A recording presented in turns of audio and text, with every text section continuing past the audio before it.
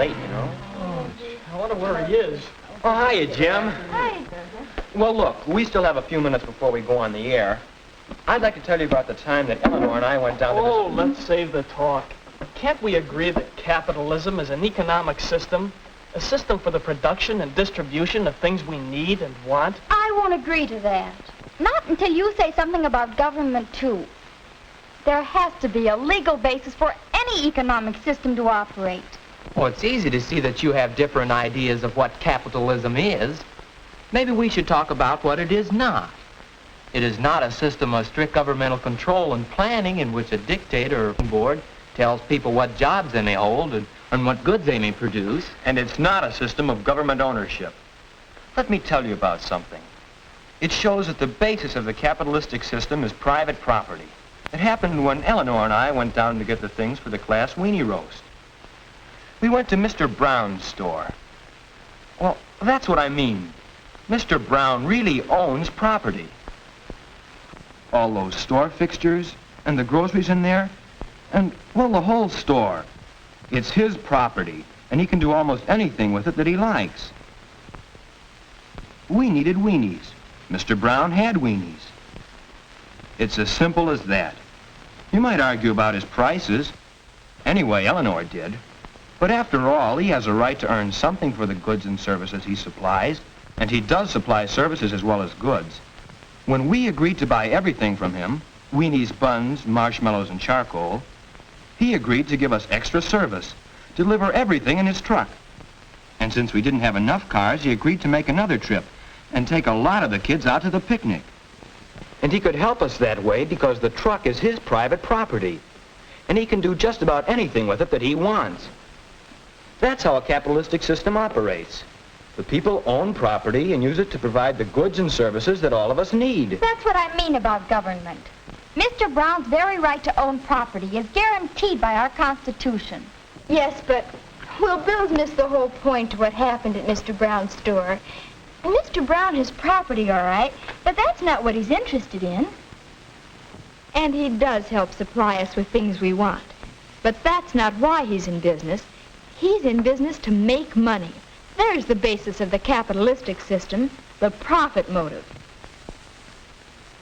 He may give service when he has to make a profit.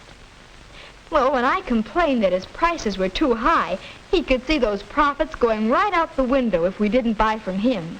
So naturally he offered to help us out with his truck, so he could make a sale and a profit. And just think of all the others who made a profit on those weenies. Cattle growers, meat packers, shippers, distributors, they're all in business to make profit. Of course they make a profit, and it's a good thing.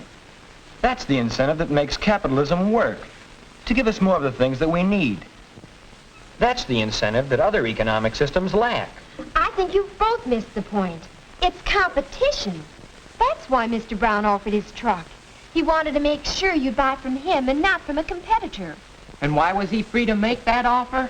Freedom of contract. You and Mr. Brown entered into a contract, an agreement. You agreed to buy what you needed from him. He agreed to let you use the truck. In the same way, he got the weenies by entering into a contract with the wholesaler. And he got the truck by entering into a contract with someone else. Under a capitalistic system, you're free to make almost any kind of a contract with anyone. Freedom of contract, competition, profit motive, private property. And what do they all add up to? Free enterprise. Well, that's what capitalism is. A system of free enterprise. Well, now tell us what free enterprise means. All right. It means that you can go into business wherever and however you please.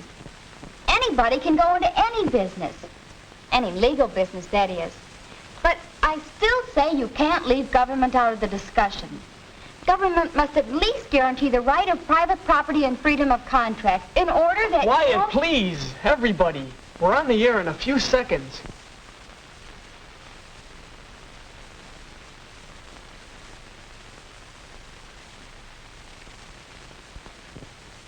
Good afternoon. This is Ray Bennett, acting as moderator for the Western High School Radio Forum. Our topic today, what is capitalism? We hear capitalism, capitalistic system, on every hand, on the radio, in newspapers, magazines, books, in lectures and daily conversation. But just what is capitalism? To start our forum, we will present a few candid interviews, recorded remarks of representative citizens of our town who were asked for their opinions about our capitalistic system. Capitalism? Well, why should there be any question about it? Hasn't it given us the highest standard of living in the world? We don't have free enterprise, just bureaucratic red tape. The government ought to keep its hands off business. Freedom of contract? Don't know about that. We've got the union and seniority. I make a living. I should worry. Where's all this competition we've heard so much about? You call these prices low? Well, perhaps the regular I'm glad I can work for myself. With capitalism, you take your choice. It seems that capitalism means different things to different people. Let's hear now from our town treasurer, Mr. John Howard. We say we live in a capitalistic society. What does that mean? Well, we can point to certain fundamental ideas which we say are part of a capitalistic system. For example, private property. Individuals or corporations may own land, natural resources, buildings of all kinds, machinery and equipment for the production of goods, facilities for the transportation of goods, and the goods themselves. In a capitalistic system, these are usually private property. Another idea fundamental to capitalism is the profit motive. For the sake of profit, we cultivate the land. We build great factories to produce goods.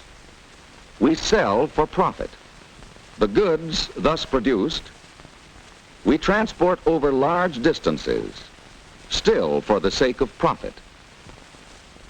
Those who have savings often invest or lend them, hoping for a share of profit. And in so doing, help to build the industrial might of the nation. Some other ideas are basic to capitalism. Competition, freedom of contract, free enterprise. What do they mean?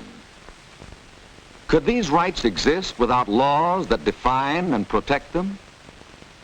Do just these few things make up a capitalistic system? Or should something more be said? Perhaps your forum will have some of the answers.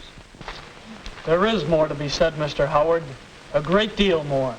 That's why we're holding this forum. Now it's up to you. Listen, consider, discuss. This is your forum. What is capitalism?